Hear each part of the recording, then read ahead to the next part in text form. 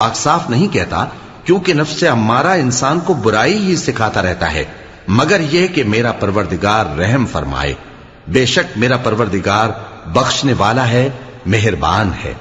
اور بادشاہ نے حکم دیا کہ اسے میرے پاس لاؤ، میں اسے اپنا مصاحب خاص بناؤں گا۔ پھر جب ان سے گفتگو کی تو کہا کہ آج سے تم ہمارے ہاں صاحب منزلت ہو اور صاحب اعتبار ہو۔ یوسف نے کہا مجھے زرعی پیداوار پر مقرر کر دیجئے، کیونکہ میں حفاظت بھی کر سکتا ہوں اور اس کام سے واقف بھی ہوں۔ اس طرح ہم نے یوسف کو ملک مصر میں جگہ دی اور وہ اس ملک میں جہاں چاہتے تھے رہتے تھے۔ ہم اپنی رحمت جس پر چاہتے ہیں کرتے ہیں اور نیکوکاروں کے اجر کو ضائع نہیں کرتے، اور جو لوگ ایمان لائے اور ڈرتے رہے ان کے لیے آخرت کا اجر بہت بہتر ہے۔ اور یوسف کے بھائی کنعان سے مصر میں غلہ خریدنے کے لیے آئے تو یوسف کے پاس گئے، تو یوسف نے ان کو پہچان لیا اور وہ ان کو نہ پہچان سکے۔ اور جب یوسف نے ان کے لیے ان کا سامان تیار کر دیا تو کہا کہ پھر آنا تو جو باپ کی طرف سے تمہارا ایک اور بھائی ہے اسے بھی میرے پاس لیتے آنا۔ کیا تم نہیں دیکھتے کہ میں ناپ بھی پوری پوری دیتا ہوں اور مہمانداری بھی خوب کرتا ہوں؟ اب اگر تم اسے میرے پاس نہ لاؤ گے تو نہ تمہیں میرے ہاں سے غلہ ملے گا اور نہ تم میرے پاس ہی آ سکو گے۔ انہوں نے کہا کہ ہم اس کے بارے میں اس کے والد کو پھسلائیں گے اور ہم یہ کام کر کے رہیں گے۔ اور یوسف نے اپنے خدام سے کہا کہ ان کا سرمایہ یعنی غلے کی قیمت ان کے سامان میں رکھ دو۔ عجب نہیں کہ جب یہ اپنے اہل و عیال میں جائیں تو اسے پہچان لیں، اور عجب نہیں کہ یہ پھر یہاں آئے۔ بس جب وہ اپنے والد کے پاس واپس گئے تو کہنے لگے کہ ابا ہمارے لیے غلے کی بندش کر دی گئی ہے، تو ہمارے ساتھ ہمارے بھائی کو بھیج دیجئے تاکہ ہم پھر غلہ لائیں اور ہم اس کے نگہبان ہیں۔ یعقوب نے کہا کہ میں اس کے بارے میں تمہارا اعتبار نہیں کرتا، مگر ویسا ہی جیسا پہلے اس کے بھائی کے بارے میں کیا تھا، سو اللہ ہی بہتر نگہبان ہے اور وہ سب سے زیادہ رحم کرنے والا ہے۔ اور جب انہوں نے اپنا اسباب کھولا تو دیکھا کہ ان کا سرمایہ واپس کر دیا گیا ہے۔ کہنے لگے ابا ہمیں اور کیا چاہیے؟ دیکھیے یہ ہماری پونجی بھی ہمیں واپس کر دی گئی ہے، اور ہم اپنے اہل و عیال کے لیے پھر غلہ لائیں گے اور اپنے بھائی کی نگہبانی کریں گے، اور ایک بار شتر زیادہ لائیں گے کہ یہ غلہ جو ہم لائے ہیں تھوڑا ہے۔ یعقوب نے کہا کہ جب تک تم اللہ کا عہد نہ دو کہ اس کو میرے پاس صحیح و سالم لے آؤ گے، میں اسے ہرگز تمہارے ساتھ نہیں بھیجنے کا، مگر یہ کہ تم گھیر لیے جاؤ یعنی بے بس ہو جاؤ تو مجبوری ہے۔ پس جب انہوں نے والد کو اپنا قول دیا تو یعقوب نے کہا کہ جو قول و قرار ہم کر رہے ہیں اس کا اللہ ضامن ہے، اور فرمایا کہ اے میرے بیٹو ایک ہی دروازے سے داخل نہ ہونا بلکہ جدا جدا دروازوں سے داخل ہونا، اور میں اللہ کی تقدیر کو تو تم سے روک نہیں سکتا۔ بے شک حکم اللہ ہی کا ہے، میں اسی پر بھروسہ رکھتا ہوں، اور اہل توکل کو اسی پر بھروسہ رکھنا چاہیے۔ اور جب وہ ان مقامات سے داخل ہوئے جہاں جہاں سے داخل ہونے کے لیے ان کے والد نے ان سے کہا تھا، تو وہ تدبیر اللہ کے حکم کو ذرا بھی ٹال نہیں سکتی تھی۔ ہاں وہ یعقوب کے دل کی خواہش تھی جو انہوں نے پوری کی تھی، اور بے شک وہ صاحب علم تھے، کیونکہ ہم نے ان کو علم سکھایا تھا، لیکن اکثر لوگ نہیں جانتے۔ اور جب وہ لوگ یوسف کے پاس پہنچے تو یوسف نے اپنے حقیقی بھائی کو اپنے پاس جگہ دی اور کہا کہ میں تمہارا بھائی ہوں، تو جو سلوک یہ ہمارے ساتھ کرتے رہے ہیں اس پر افسوس نہ کرنا۔ پھر جب ان کا اسباب تیار کر دیا تو اپنے بھائی کے تھیلے میں آپ خورا رکھ دیا۔ پھر جب وہ آبادی سے باہر نکل گئے تو ایک پکارنے والے نے آواز دی کہ قافلے والو تم تو چور ہو۔ وہ ان کی طرف متوجہ ہو کر کہنے لگے کہ تمہاری کیا چیز کھوئی گئی ہے؟ وہ بولے کہ بادشاہ کا کٹورا کھویا گیا ہے، اور جو شخص اس کو لے کے آئے اس کے لیے ایک بار شتر انعام، اور میں اس کا ضامن ہوں۔ وہ کہنے لگے کہ اللہ کی قسم تم کو معلوم ہے کہ ہم اس ملک میں اس لیے نہیں آئے کہ خرابی کریں اور نہ ہم چوری کیا کرتے ہیں۔ وہ بولے کہ اگر تم جھوٹے نکلے یعنی چوری ثابت ہوئی تو اس کی سزا کیا؟ انہوں نے کہا کہ اس کی سزا یہ کہ جس کے تھیلے میں وہ دستیاب ہو وہی اس کا بدل قرار دیا جائے، ہم ظالموں کو یہی سزا دیا کرتی ہیں۔ پھر یوسف نے اپنے بھائی کے تھیلے سے پہلے ان کے تھیلوں کو دیکھنا شروع کیا، پھر اپنے بھائی کے تھیلے میں سے اس کو نکال لیا۔ اس طرح ہم نے یوسف کے لیے تدبیر کی، ورنہ بادشاہ کے قانون کے مطابق وہ اپنے بھائی کو لے نہیں سکتے تھے مگر یہ کہ اللہ چاہے ہم جس کے چاہتے ہیں درجے بلند کرتے ہیں، اور ہر علم والے سے بڑھ کر ایک بڑا علم والا ہے۔ برادران یوسف نے کہا کہ اگر اس نے چوری کی ہو تو کچھ عجب نہیں کہ اس کے ایک بھائی نے بھی پہلے چوری کی تھی، مگر یوسف نے اس بات کو اپنے دل میں مخفی رکھا اور ان پر ظاہر نہ ہونے دیا، یعنی زیر لب کہا کہ تم بڑے برے ہو اور جو تم بیان کرتے ہو اللہ اسے خوب جانتا ہے۔ وہ کہنے لگے کہ اے عزیز، اس کے والد بہت بوڑھے ہیں اور اس سے بہت محبت رکھتے ہیں، تو اس کو چھوڑ دیجئے اور اس کی جگہ ہم میں سے کسی کو رکھ لیجئے، ہم دیکھتے ہیں کہ آپ احسان کرنے والے ہیں۔ یوسف نے کہا کہ اللہ پناہ میں رکھے کہ جس شخص کے پاس ہم نے اپنی چیز پائی ہے اس کے سوا کسی اور کو پکڑ لیں، ایسا کریں تو ہم بڑے بے انصاف ہیں۔ آخر جب وہ اس سے نا امید ہو گئے تو الگ ہو کر صلاح کرنے لگے۔ سب سے بڑے نے کہا، کیا تم نہیں جانتے کہ تمہارے والد نے تم سے اللہ کا عہد لیا ہے اور اس سے پہلے بھی تم یوسف کے بارے میں قصور کر چکے ہو؟ تو جب تک والد صاحب مجھے اجازت نہ دیں میں تو اس جگہ سے ہلنے کا نہیں، یا اللہ میرے لیے کوئی فیصلہ کرے، اور وہ سب سے بہتر فیصلہ کرنے والا ہے۔ تم سب والد صاحب کے پاس واپس جاؤ اور کہو کہ ابا، آپ کے صاحبزادے نے وہاں جا کر چوری کی، اور ہم نے تو اپنی دانست کے مطابق آپ سے اس کے لے آنے کا عہد کیا تھا، مگر ہم غیب کی باتوں کے جاننے اور یاد رکھنے والے تو نہیں تھے، اور جس بستی میں ہم ٹھہرے تھے وہاں سے، یعنی اہل مصر سے، اور جس قافلے میں آئے ہیں اس سے دریافت کر لیجئے، اور ہم اس بیان میں بالکل سچے ہیں۔ جب انہوں نے یہ بات یعقوب سے آ کر کہی تو انہوں نے کہا کہ حقیقت یوں نہیں ہے، بلکہ یہ بات تم نے اپنے دل سے بنا لی ہے، تو صبر ہی بہتر ہے۔ عجب نہیں کہ اللہ ان سب کو میرے پاس لے آئے، بے شک وہ علم والا ہے، حکمت والا ہے۔ اور ان کے پاس سے چلے گئے اور کہنے لگے کہ ہائے افسوس یوسف پر، ہائے افسوس، اور رنج و الم میں ان کی آنکھیں سفید ہو گئیں اور ان کا دل غم سے بھر رہا تھا۔ بیٹے کہنے لگے کہ واللہ آپ تو یوسف کو اسی طرح یاد ہی کرتے رہیں گے یہاں تک کہ آپ گھل جائیں گے یا جان ہی دے دیں گے۔ انہوں نے کہا کہ میں تو اپنے غم و اندوہ کا اظہار اللہ سے کرتا ہوں، اور اللہ کی طرف سے وہ باتیں جانتا ہوں جو تم نہیں جانتے۔ اے بیٹو، یوں کرو کہ ایک دفعہ پھر جاؤ اور یوسف اور اس کے بھائی کو تلاش کرو، اور اللہ کی رحمت سے نا امید نہ ہونا کہ اللہ کی رحمت سے تو کافر لوگ ہی نا امید ہوا کرتے ہیں۔ پھر جب وہ یوسف کے پاس گئے تو کہنے لگے کہ اے عزیز، ہمیں اور ہمارے اہل و عیال کو بڑی تکلیف ہو رہی ہے، اور ہم یہ تھوڑا سا سرمایہ لائے ہیں، آپ ہمیں اس کے عوض پورا غلہ دے دیجئے اور ہم پر خیرات کیجئے کہ اللہ خیرات کرنے والوں کو ثواب دیتا ہے۔ یوسف نے کہا، تمہیں معلوم ہے کہ جب تم نادانی میں پھنسے ہوئے تھے تو تم نے یوسف اور اس کے بھائی کے ساتھ کیا کیا تھا؟ وہ بولے، کیا واقعی تم ہی یوسف ہو؟ انہوں نے کہا، ہاں میں یوسف ہوں، اور بن یامین کی طرف اشارہ کر کے کہنے لگے، یہ میرا بھائی ہے، اللہ نے ہم پر بڑا احسان کیا ہے۔ جو شخص اللہ سے ڈرتا اور صبر کرتا ہے تو اللہ نیکوکاروں کا اجر ضائع نہیں کرتا۔ وہ بولے، اللہ کی قسم، اللہ نے تم کو ہم پر فضیلت بخشی ہے اور بے شک ہم خطا کار تھے۔ یوسف نے کہا کہ آج کے دن تم پر کوئی ملامت نہیں، اللہ تم کو معاف کرے، اور وہ سب سے بڑھ کر رحم کرنے والا ہے۔ یہ میرا کرتا لے جاؤ، پھر اسے والد صاحب کے منہ پر ڈال دینا تو وہ بینا ہو جائیں گے، اور اپنے تمام اہل و عیال کو میرے پاس لے آؤ۔ اور جب قافلہ مصر سے روانہ ہوا تو ان کے والد کہنے لگے کہ اگر مجھ کو یہ نہ کہو کہ بوڑھا بہک گیا ہے تو مجھے تو یوسف کی بو آ رہی ہے۔ وہ بولے کہ واللہ آپ اسی قدیم غلطی میں مبتلا ہیں۔ مگر جب خوشخبری دینے والا آپ پہنچا تو اس نے کرتا ان کے منہ پر ڈال دیا، سو وہ بینا ہو گئے، اور بیٹوں سے کہنے لگے، کیا میں نے تم سے نہیں کہا تھا کہ میں اللہ کی طرف سے وہ باتیں جانتا ہوں جو تم نہیں جانتے؟ بیٹوں نے کہا کہ ابا، ہمارے لیے ہمارے گناہ کی مغفرت مانگیے، بے شک ہم خطا کار تھے۔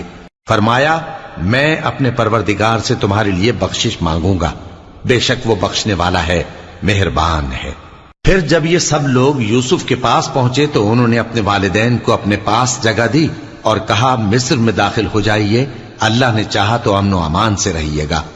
اور اپنے والدین کو تخت پر بٹھایا اور سب ان کے آگے سجدے میں گر پڑے۔ اور اس وقت یوسف نے کہا، ابا جان، یہ میرے اس خواب کی تعبیر ہے جو میں نے پہلے بچپن میں دیکھا تھا، میرے پروردگار نے اسے سچ کر دیا اور اس نے مجھ پر بہت سے احسان کیے ہیں کہ مجھ کو قید خانے سے نکالا، اور اس کے بعد کہ شیطان نے مجھ میں اور میرے بھائیوں میں فساد ڈال دیا تھا، آپ کو گاؤں سے یہاں لایا۔ بے شک میرا پروردگار جو چاہتا ہے تدبیر سے کرتا ہے، وہ علم والا ہے، حکمت والا ہے۔ جب یہ سب باتیں ہو لیں تو یوسف نے اللہ سے دعا کی کہ اے میرے پروردگار، تو نے مجھ کو حکومت سے نوازا اور خوابوں کی تعبیر کا علم بخشا۔ اے آسمانوں اور زمین کے پیدا کرنے والے، تو ہی دنیا اور آخرت میں میرا کارساز ہے۔ تو مجھے دنیا سے اپنی اطاعت کی حالت میں اٹھائیو اور آخرت میں اپنے نیک بندوں میں داخل کیجو۔ اے پیغمبر، یہ اخبار غیب میں سے ہیں جو ہم تمہاری طرف بھیجتے ہیں۔ اور جب برادران یوسف نے اپنی بات پر اتفاق کیا تھا اور وہ فریب کر رہے تھے تو تم ان کے پاس تو نہ تھے، اور بہت سے آدمی گو تم کتنی خواہش کرو ایمان لانے والے نہیں ہیں، اور تم ان سے اس خیر خواہی کا کچھ صلہ بھی تو نہیں مانگتے۔ یہ قرآن اور کچھ نہیں تمام جہانوں کے لیے نصیحت ہے، اور آسمان و زمین میں بہت سی نشانیاں ہیں جن پر سے یہ گزرتے ہیں اور ان کو نظر انداز کر دیتے ہیں، اور یہ اکثر اللہ پر ایمان نہیں رکھتے مگر اس کے ساتھ شرک بھی کرتے ہیں۔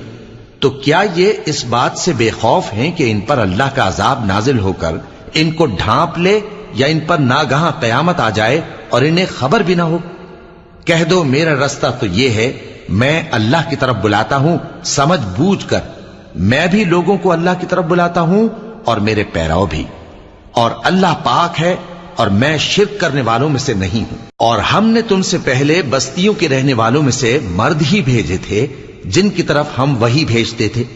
کیا ان لوگوں نے ملک میں سیر و سیاحت نہیں کی کہ دیکھ لیتے کہ جو لوگ ان سے پہلے تھے ان کا انجام کیا ہوا؟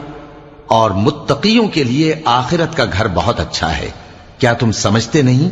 یہاں تک کہ جب پیغمبر نا امید ہو گئے اور انہوں نے خیال کیا کہ اپنی نصرت کے بارے میں جو بات انہوں نے کہی تھی اس میں وہ سچے نہ نکلے، تو ان کے پاس ہماری مدد آ پہنچی، پھر جسے ہم نے چاہا بچا دیا، اور ہمارا عذاب اتر کر گناہگار لوگوں سے پھیرا نہیں کرتا۔ ان کے قصے میں عقل مندوں کے لیے عبرت ہے۔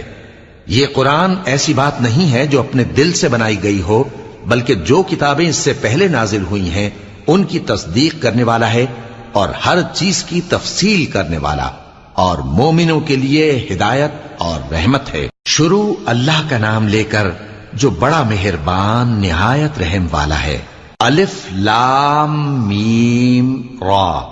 اے نبی، یہ کتاب الہی کی آیتیں ہیں، اور جو کچھ تمہارے پروردگار کی طرف سے تم پر نازل ہوا ہے حق ہے، لیکن اکثر لوگ ایمان نہیں لاتے۔ اللہ وہی تو ہے جس نے ستونوں کے بغیر آسمان جیسا کہ تم دیکھتے ہو اتنے اونچے بنائے، پھر عرش پر جلوہ افروز ہوا اور سورج اور چاند کو کام میں لگا دیا، ہر ایک میعاد معین تک گردش کر رہا ہے۔ وہی دنیا کے کاموں کا انتظام کرتا ہے، اس طرح وہ اپنی آیتیں کھول کھول کر بیان کرتا ہے کہ تم اپنے پروردگار کے روبرو جانے کا یقین کرو۔ اور وہی ہے جس نے زمین کو پھیلایا اور اس میں پہاڑ اور دریا پیدا کیے اور ہر طرح کے میووں کی دو دو قسمیں بنائیں۔ وہی رات کو دن کا لباس پہناتا ہے، غور کرنے والوں کے لیے اس میں بہت سی نشانیاں ہیں۔ اور زمین میں کئی طرح کے قطعات ہیں ایک دوسرے سے ملے ہوئے، اور انگور کے باغ اور کھیتی اور کھجور کے درخت، بعض کی بہت سی شاخیں ہیں اور بعض کی اتنی نہیں ہوتی، باوجود کہ پانی سب کو ایک ہی ملتا ہے۔ اور ہم بعض میووں کو بعض پر لذت میں فضیلت دیتی ہیں، اور اس میں سمجھنے والوں کے لیے بہت سی نشانیاں ہیں۔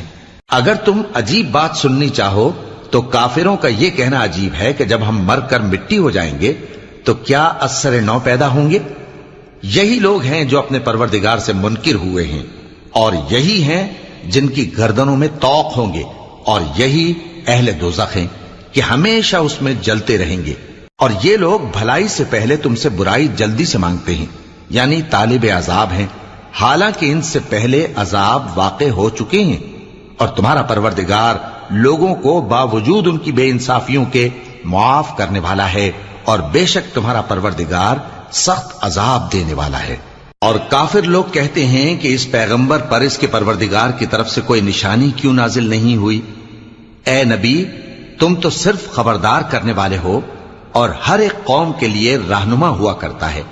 اللہ ہی اس بچے سے واقف ہے جو عورت کے پیٹ میں ہوتا ہے، اور وہی پیٹ کے سکڑنے اور بڑھنے سے بھی واقف ہے، اور ہر چیز کا اس کے ہاں ایک اندازہ مقرر ہے۔ وہ چھپی اور ظاہر چیزوں کا جاننے والا ہے، سب سے بزرگ ہے، عالی رتبہ ہے۔ کوئی تم میں سے چپکے سے بات کہے یا پکار کر، یا رات کو کہیں چھپ جائے یا دن کی روشنی میں کھلم کھلا چلے پھرے، اللہ کے نزدیک برابر ہے۔ اس کے آگے اور پیچھے اللہ کے چوکیدار ہیں جو اللہ کے حکم سے اس کی نگرانی کرتے ہیں۔ اللہ اس نعمت کو جو کسی قوم کو حاصل ہے نہیں بدلتا جب تک کہ وہ اپنی حالت کو نہ بدلے، اور جب اللہ کسی قوم کے ساتھ برائی کا ارادہ کرتا ہے تو وہ پھر نہیں سکتی، اور اللہ کے سوا ان کا کوئی مددگار نہیں ہوتا۔ وہی تو ہے جو تم کو ڈرانے اور امید دلانے کے لیے بجلی دکھاتا اور بھاری بھاری بادل پیدا کرتا ہے، اور رعد اور فرشتے سب اس کے خوف سے اس کی تسبیح و تحمید کرتے رہتے ہیں۔ اور وہی بجلیاں بھیجتا ہے، پھر جس پر چاہتا ہے گرا بھی دیتا ہے، جبکہ وہ اللہ کے بارے میں جھگڑتے ہیں، اور وہ بڑی قوت والا ہے۔ کام کا پکارنا تو اسی کا ہے، اور جن کو یہ لوگ اس کے سوا پکارتے ہیں وہ ان کی پکار کو کسی طرح قبول نہیں کرتے، مگر اس شخص کی طرح جو اپنے دونوں ہاتھ پانی کی طرف پھیلا دے تاکہ دور ہی سے اس کے منہ تک آ پہنچے، حالانکہ وہ اس تک کبھی بھی نہیں آ سکتا۔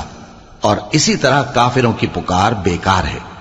اور جتنی مخلوقات آسمانوں اور زمین میں ہے، خوشی سے یا ناخوشی سے اللہ کے آگے سجدہ کرتی ہے، اور ان کے سائے بھی صبح و شام سجدے کرتے ہیں۔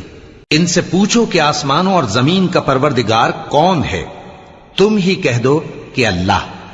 ان سے کہو کہ کیا تم نے اللہ کو چھوڑ کر ایسے لوگوں کو کارساز بنایا ہے جو خود اپنے نفع و نقصان کا بھی اختیار نہیں رکھتے؟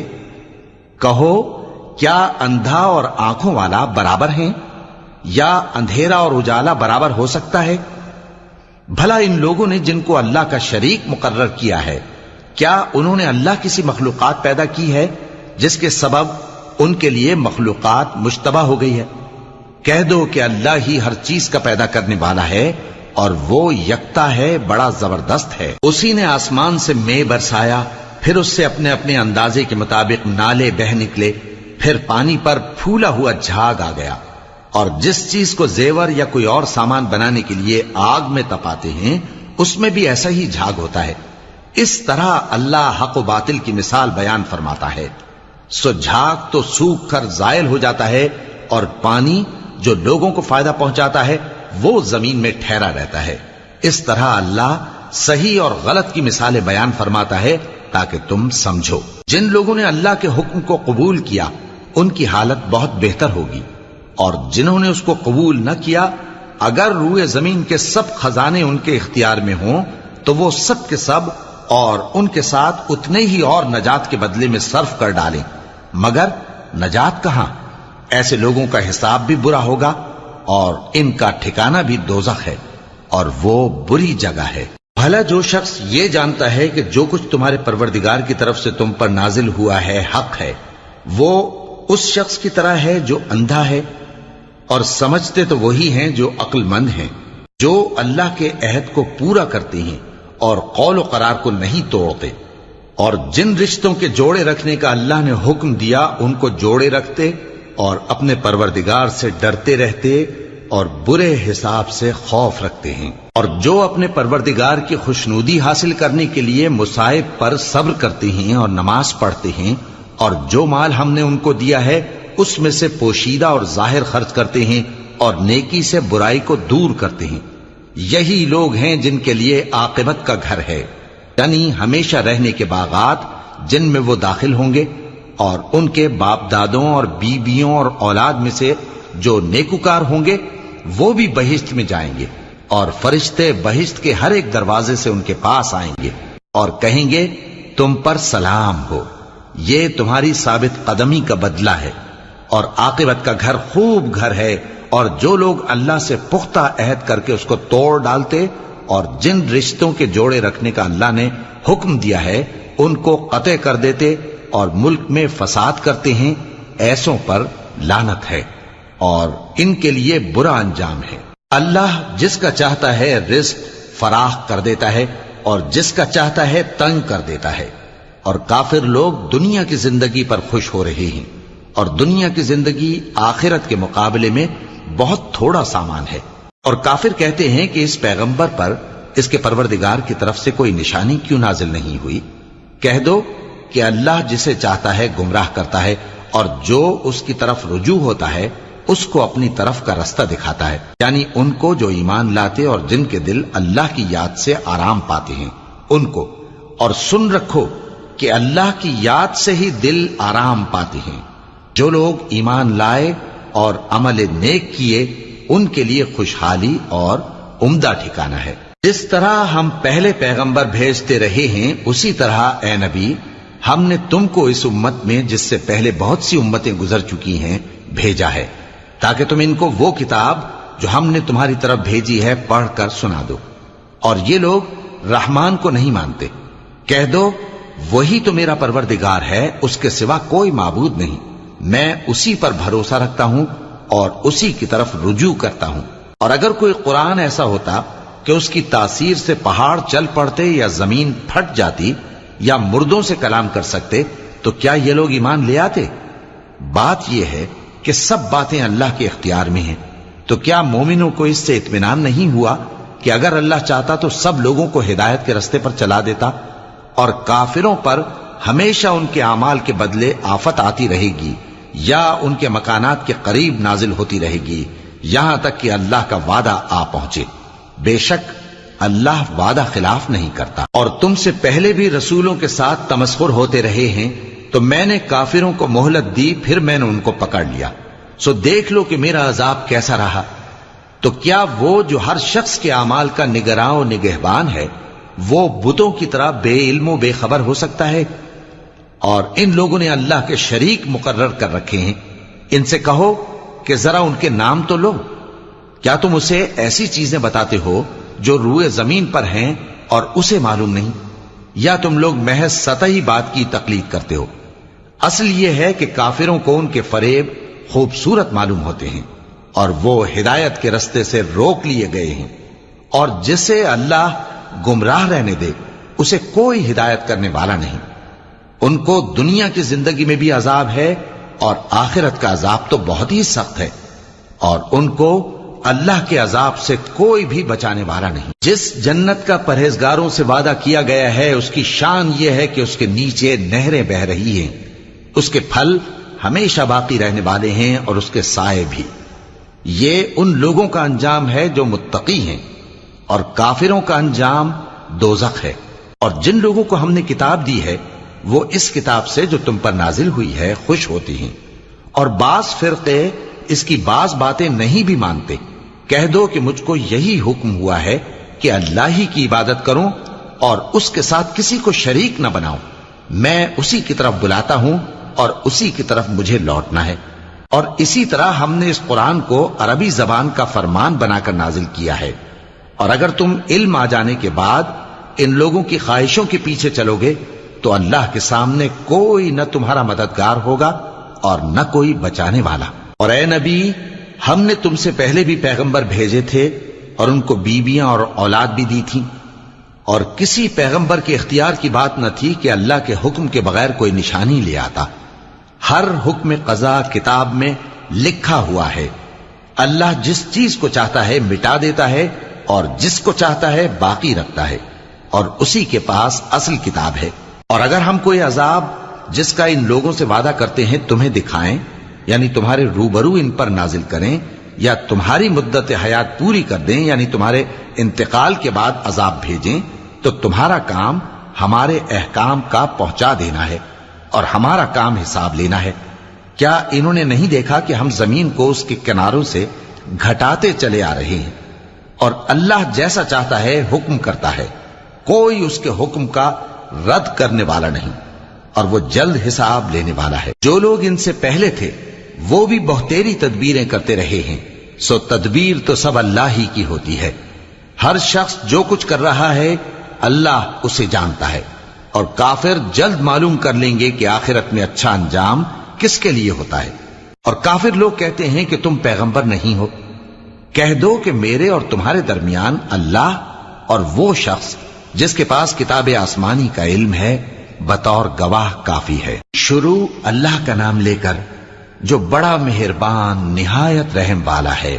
الف لام را، یہ ایک پر نور کتاب ہے، اس کو ہم نے تم پر اس لیے نازل کیا ہے کہ تم لوگوں کو اندھیروں سے نکال کر روشنی کی طرف لے جاؤ، یعنی ان کے پروردگار کے حکم سے عزت والے خوبیوں والے مالک کے راستے کی طرف، یعنی اس اللہ کے راستے کی طرف کہ جو کچھ آسمانوں اور زمین میں ہے سب اسی کا ہے، اور ان کافروں کے لیے عذاب شدید کی وجہ سے تباہی اور بربادی مقدر ہے، جو آخرت کے مقابلے میں دنیاوی زندگی کو پسند کرتے اور لوگوں کو اللہ کے راستے سے روکتے اور اس میں کجی چاہتے ہیں۔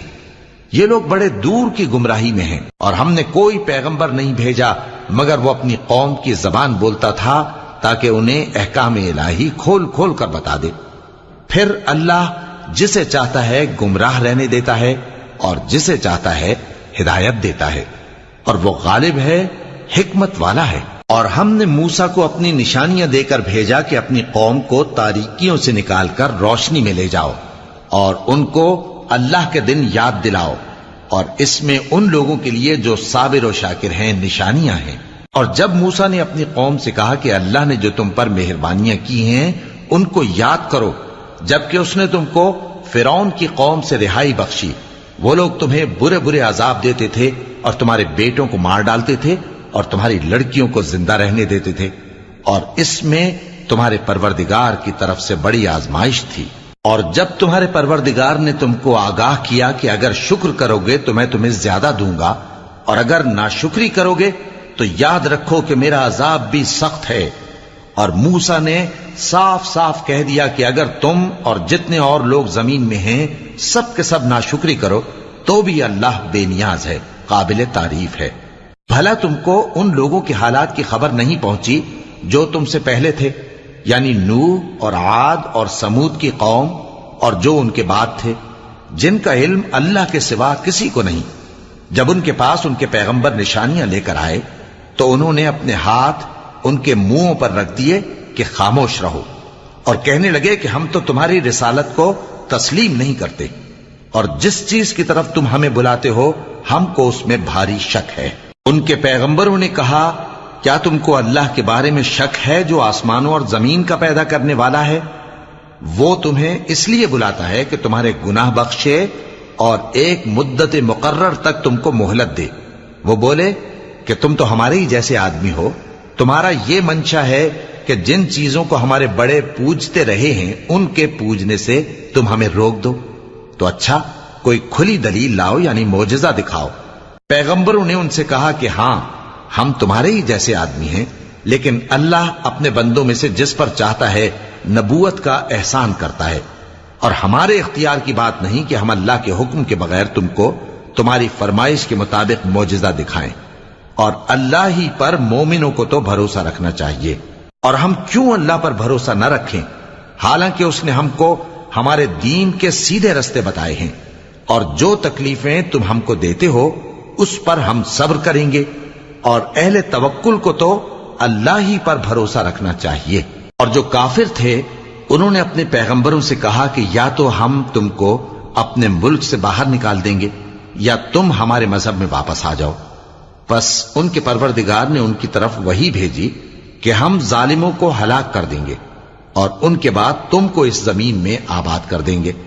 یہ اس شخص کے لیے ہے جو قیامت کے روز میرے سامنے کھڑے ہونے سے ڈرے اور میرے عذاب سے خوف کرے۔ اور پیغمبروں نے اللہ سے فتح چاہی اور ہر سرکش ضدی نامراد رہ گیا۔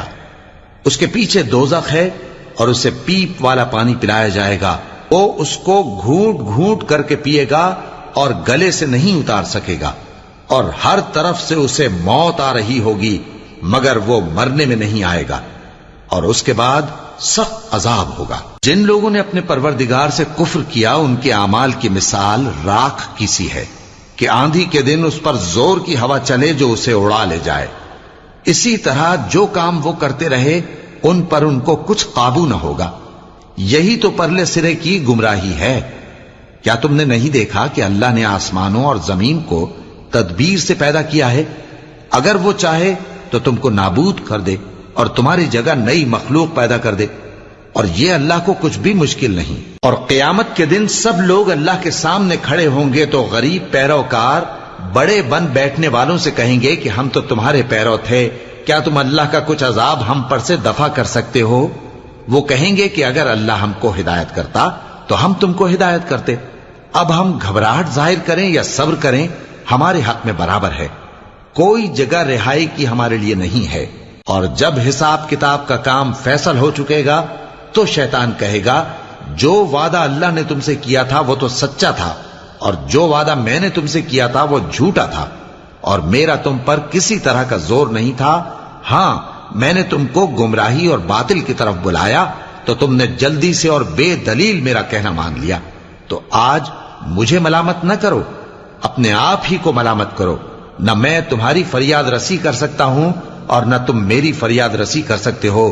میں اس بات سے انکار کرتا ہوں کہ تم پہلے مجھے شریک بناتے تھے۔ بے شک جو ظالم ہیں ان کے لیے درد دینے والا عذاب ہے۔ اور جو ایمان لائے اور عمل نیک کرتے رہے وہ بہشتوں میں داخل کیے جائیں گے جن کے نیچے نہریں بہ رہی ہیں۔ اپنے پروردگار کے حکم سے وہ ہمیشہ ان میں رہیں گے، وہاں وہ ہر ملاقات پر ایک دوسرے کو سلام کہیں گے۔ کیا تم نے نہیں دیکھا کہ اللہ نے کلمہ طیبہ کی کیسی مثال بیان فرمائی ہے؟ وہ ایسی ہے جیسے پاکیزہ درخت جس کی جڑ مضبوط ہو اور شاخیں آسمان میں پھیلی ہوں۔ وہ اپنے پروردگار کے حکم سے ہر موقع پر پھل لاتا ہو، اور اللہ لوگوں کے لیے مثالیں بیان فرماتا ہے تاکہ وہ نصیحت حاصل کریں۔ اور ناپاک بات یعنی غلط عقیدے کی مثال ناپاک درخت کی سی ہے کہ وہ زمین کے اوپر ہی سے اکھیڑ کر پھینک دیا جائے، اس کو ذرا بھی قرار و ثبات نہیں۔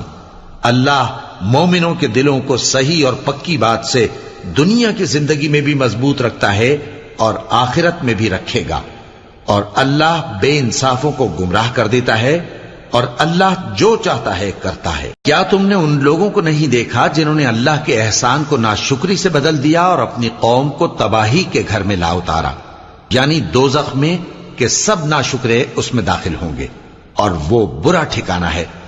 اور ان لوگوں نے اللہ کے شریک مقرر کیے کہ لوگوں کو اس کے رستے سے گمراہ کریں۔ کہہ دو کہ چند روز فائدے اٹھا لو، آخر کار تم کو دوزخ کی طرف لوٹ کر جانا ہے۔ اے پیغمبر، میرے مومن بندوں سے کہہ دو کہ نماز پڑھا کریں، اور اس دن کے آنے سے پیشتر جس میں نہ اعمال کا سودا ہوگا اور نہ دوستی کام آئے گی، ہمارے دیے ہوئے مال میں سے پوشیدہ اور علانیہ خرچ کرتے رہیں۔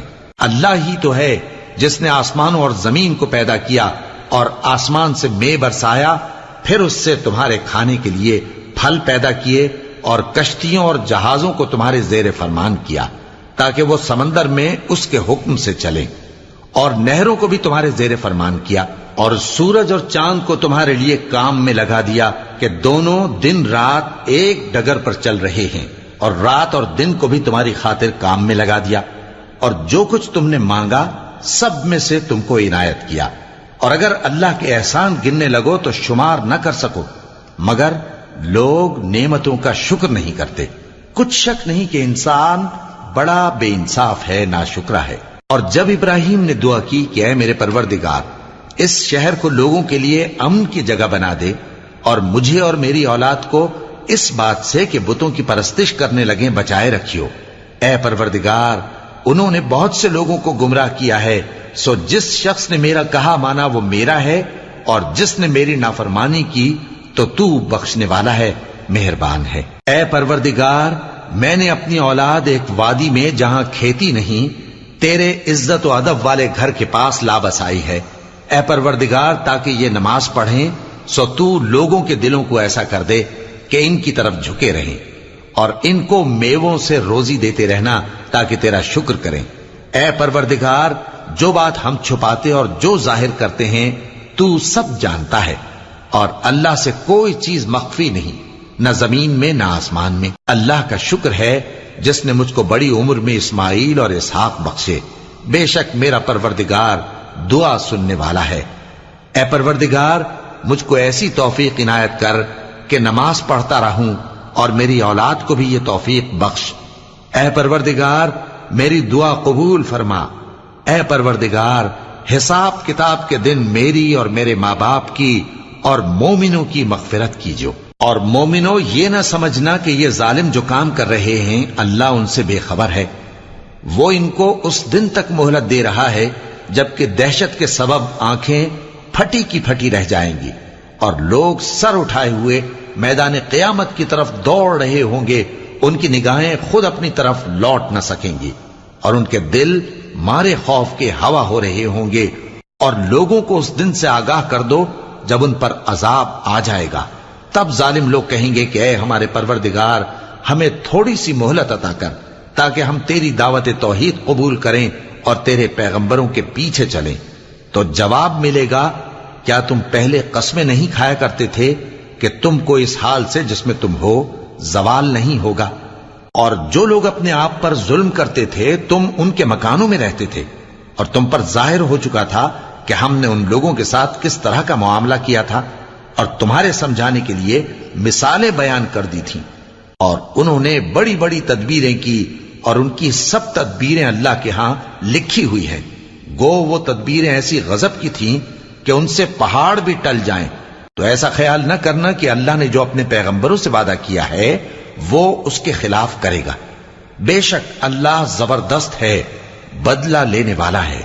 جس دن یہ زمین دوسری ہی زمین بنا دی جائے گی اور آسمان بھی بدل دیے جائیں گے اور سب لوگ اللہ کے سامنے نکل کھڑے ہوں گے جو یکتا ہے، بڑا زبردست ہے۔ اور اس دن تم گناہگاروں کو دیکھو گے کہ زنجیروں میں جکڑے ہوئے ہیں، ان کے کرتے تارکول کے ہوں گے اور ان کے چہروں کو آگ لپٹ رہی ہوگی، یہ اس لیے کہ اللہ ہر شخص کو اس کے اعمال کا بدلہ دے۔ بے شک اللہ جلد حساب لینے والا ہے۔ یہ قرآن لوگوں کے نام اللہ کا پیغام ہے تاکہ ان کو اس سے ڈرایا جائے اور تاکہ وہ جان لیں کہ وہی اکیلا معبود ہے، اور تاکہ اہل عقل نصیحت حاصل کریں۔